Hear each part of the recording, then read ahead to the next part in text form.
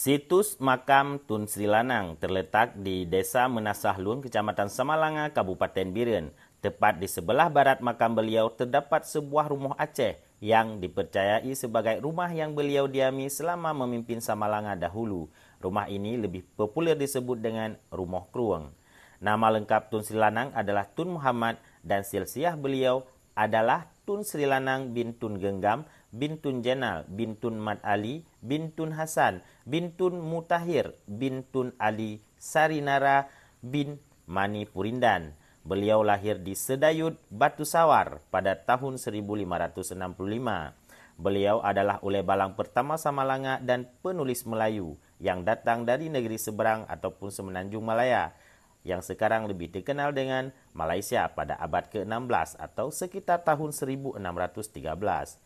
Bertugas sebagai Datuk Bendahara ataupun Bendahara Negeri Johor setelah penaklukan Johor oleh Sultan Iskandar Muda bersama dengan 2,000 penduduk Semenanjung lainnya, termasuk Raja Hussein ataupun Iskandar Sani, Puteri Pahang bermigrasi ke Aceh. Tun Sri Lanang merupakan penyunting dan penyusun kitab Sulalatus Salatin. Di negeri Johor, Malaysia, Tun Sri Lanang menikah dengan Tun Aminah bin Tun Kadut bin Seri Amar, bangsa Tun Ping bin Tun Hasan bin Tun Biajid Rupat bin Bendahara Seri Maharaja. Dari pernikahannya dengan Tun Aminah, beliau memiliki 4 anak, yaitu 3 orang laki-laki dan 1 perempuan yang bernama Tun Anum, Tun Mat Ali, Tun Jenal, dan Tun Gembuk.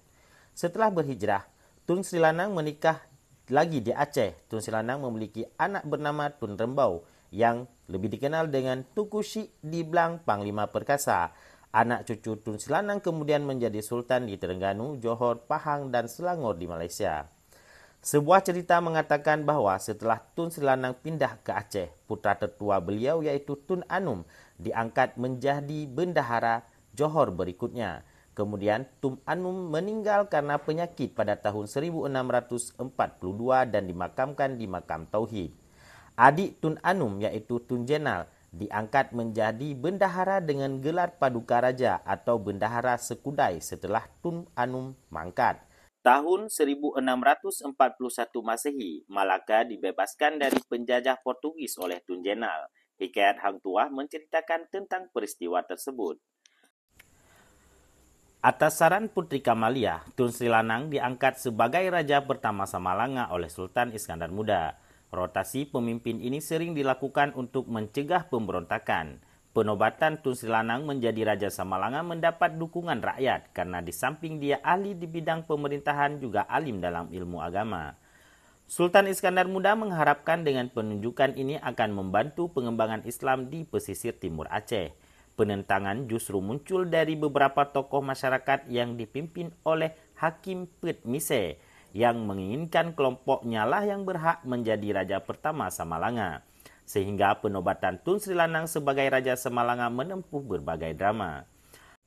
Pada tahun 1615 sampai dengan 1659 Masehi, Tun Sri Lanang menjadi uleh balang pertama Samalanga dan mangkat di Lancuk, Samalanga. Selama pemerintahannya, Samalanga menjadi pusat pertumbuhan Islam di bagian timur Aceh dan tradisi ini masih berlangsung hingga hari ini. Masjid Matang Wakeh Tanjungan adalah salah satu dari banyak masjid yang dibangun pada masanya. Tun Rembau yang merupakan keturunan Tun Sri Lanang dari Aceh atau lebih dikenal dengan nama Tengku Cik Diblang Panglima Perkasa sampai saat ini merupakan keturunan Ampun Cik Samalanga. Dengan nama terakhir dipakailah gelar Bendahara seperti Mayor Jenderal T. Hamzah Bendahara.